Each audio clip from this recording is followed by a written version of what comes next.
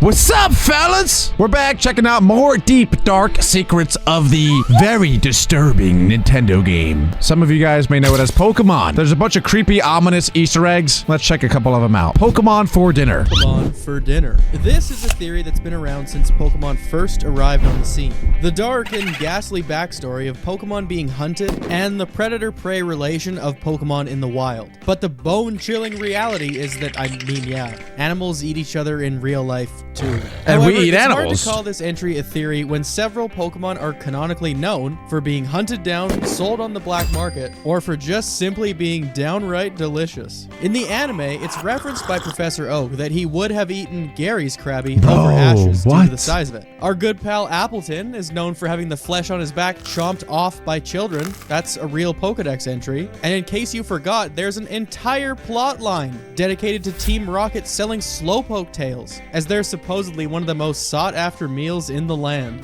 I was gonna say, I'm pretty sure like Slowpoke tails, maybe even Charmander tails too, I think, are eaten regularly in the Pokemon universe. And at first, I thought that that was really like weird and messed up because they use Pokemon essentially as pets. But if you think about it, like we eat animals all the time, but I guess we don't eat our dog, you know what I'm saying? Well, not all of us.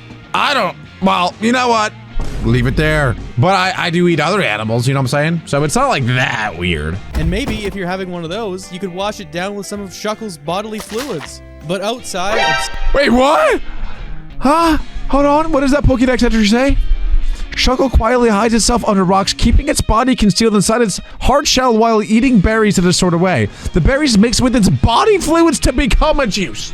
So if I say that I want to suck a Shuckle, that's not weird, right? I wouldn't drink the fluids of Shuckle. Is that sus or no? Because like, it's juice. I'm just drinking juice. It just so happens to be the juices of a Shuckle. You're the one making it weird, not me. simply just eating these Pokemon. The poaching and hunting of Pokemon is also known to be true. Gabite's scales can be ground up and used in medicinal powder, and for the love of God, we can only hope that Gabite actually sheds these scales from time to time. Otherwise, the nod can be taken that humans are known to hunt and slay these things in the name of scientific discovery, so hey, it's okay. But other Pokemon, like Sharpedo for example, have almost gone extinct due to the overfishing or hunting of the species in order to sell the dorsal fin, as just like that slippery Slowpoke tail, this was considered an elite delicacy.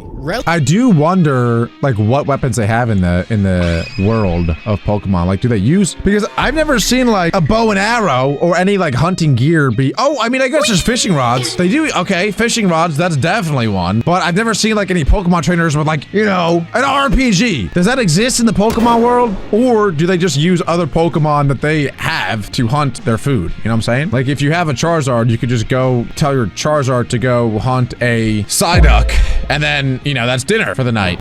Mindy's Haunter. Okay, how about Mindy's Nuts? I'm playing, I'm kidding. Haunter. What is this? In Pokemon Diamond and Pearl, there is a rotten old offering to trade your Metacam for her Haunter. On the surface, I'll do anything. I'm in. I'm in. Yes, whatever you say. This is an incredible deal. If you're a veteran of the series, then you probably already know that Haunter is only known to evolve by trade. So this essentially guarantees you a Gengar.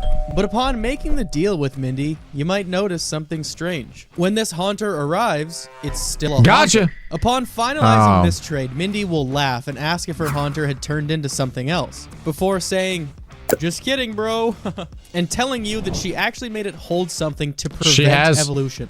Okay, that is real behavior. I can't even lie. That's crazy. So she put an Everstone on the Haunter so that when it does get traded, it doesn't evolve. What Everstones do is that they make it so that your Pokemon don't evolve. But she doesn't tell you that before you trade for the Haunter, so you as a player think that you'll be getting a Gengar. I don't understand why she did that though. Like, what is even the point? What, other than like, ha, joke's on you. But she doesn't benefit from that at all. An Everstone. And simply by doing this, Mindy has gained the opposite of a cult following. A deep cult hatred. With the subreddit r/Mindy garnering over 20,000 Oh my god, that's crazy. I did not know that any character in a Pokemon game got that much hate, let alone some side character that really doesn't have anything to do with any main plot. Glitch City, what is this? Glitch City is a map loading glitch that can be accessed through Pokemon Red, Blue, and Yellow. Glitch City can be accessed by following a plethora of steps that involve going in and out of the Safari Zone, saving, restarting the game, emailing me your credit card details, and a few others. Okay, dude, you got me once.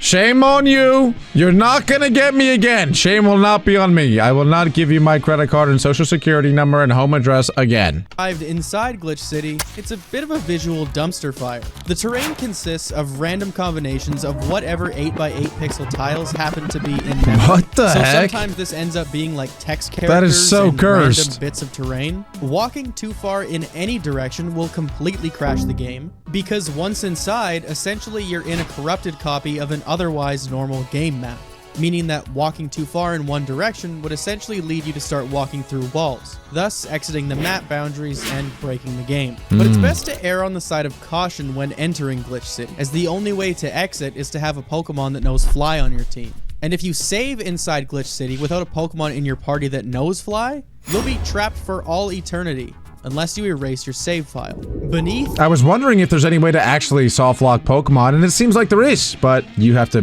glitch to do it. It's not like a legitimate way, I guess. I don't know. Anyway, beneath the Mimikyu's rag. Ooh, okay.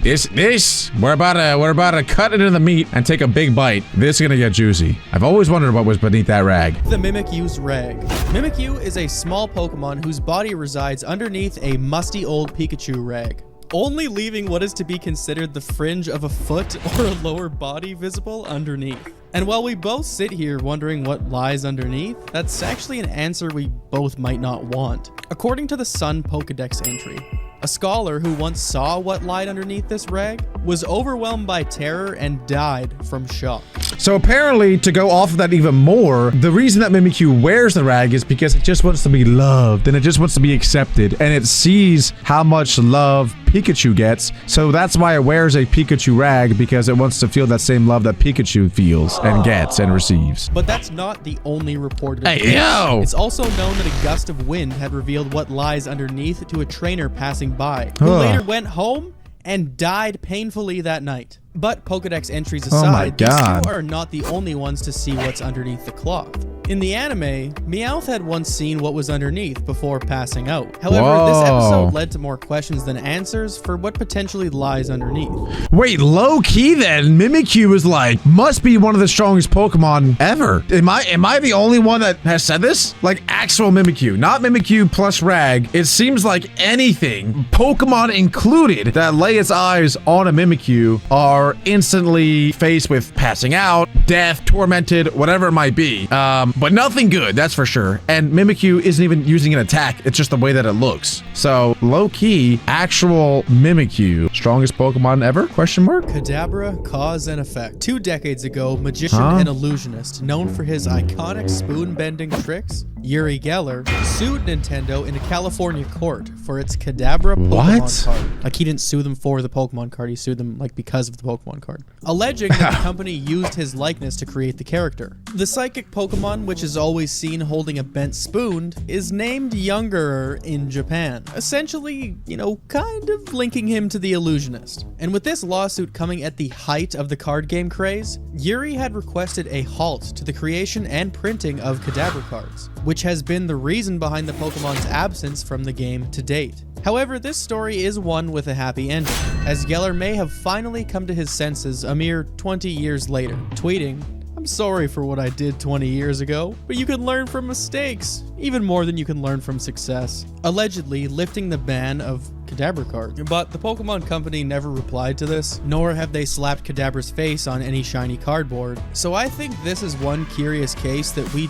just might never find to be resolved. That's pretty crazy. And honestly, that guy should have been honored to have a Pokemon pretty much named and based off of it. If anything, that should have just boosted his notoriety across the world. For example, there's other Pokemon that I think are way worse than Kadabra being based off of him. For example, Hitmonchan. It's literally based off of Bruce Lee and Jackie Chan. One is a boxer, one is a kickboxer. Bruh, I don't know. I feel like I would be honored. Hey, Pokemon, if you guys want to name a Pokemon after me. Make it like, I don't know, super tall and handsome and epic and strong and fast and definitely not lonely. Because I'm not lonely. I have friends, so make sure it's like super social and has a lot of friends. Make sure that it is like super cool and doesn't feel like depressed ever. And then name it something like Alakazam.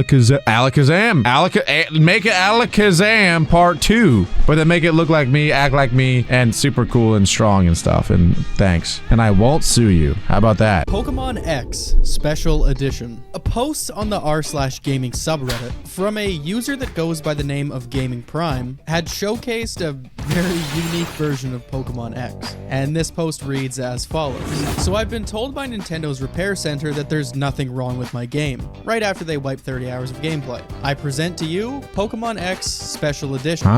That's exactly what this user did. Attaching an album of horrifying photos depicting a clearly broken and bugged out version of Pokemon X. I mean, the most obvious issue being the lack of faces, but if you thought having no face was bad, how about no back at all? Bro, this is so cursed. Character and NPC heads seem to be missing as well, with certain textures just subbed out for a black hole alternative. But after further inspection from our good personal friend Gaming Prime, this user had actually figured out that it wasn't the game at all, but instead it was a faulty 3DS. But despite the game borderline being unplayable, I still don't think that I personally would have returned this console. However, for Gaming Prime, this story has a somewhat happy ending, as it appears that they were able to get a refund or exchange for the bugged console. That is not even that bad. That was not even that bad. Now, if it was the game and there was like a secret game out there that just got rid of everyone's faces, that would be creepy. That'd be freaking weird.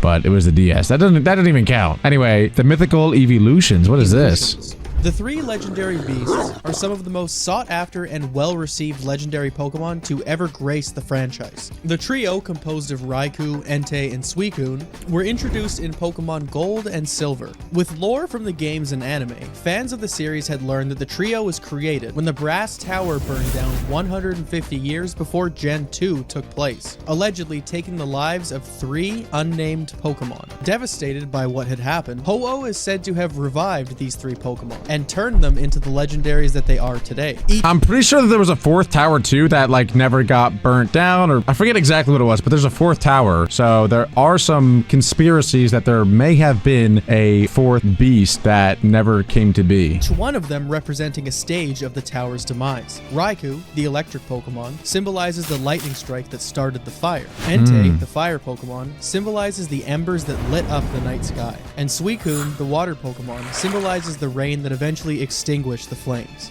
This has left fans to theorize over the potential matches that these 3 Pokemon could have been, eventually coming to the conclusion that these 3 dogs were actually the 3 original evolutions prior to their untimely death. Pokemon... Bro, that would be crazy if they were pretty much like mega evolutions in a sense. Maybe they were the evolutions and then Ho-Oh just like graced them with legendary dosh, a little bit of legendary English, if you know what I'm saying. Also, hold on, this doesn't even really make that much sense, because the Brass Tower burned down, but then the 3 represent... Devastated by what had happened, Ho-Oh is said to have revived these 3 Pokemon and turned them into the legendaries that they are today. There still are a ton of deep dark secrets in Pokemon, and if you guys want me to continue checking out stuff like this, make sure to leave a like, subscribe, and click right here for another awesome video.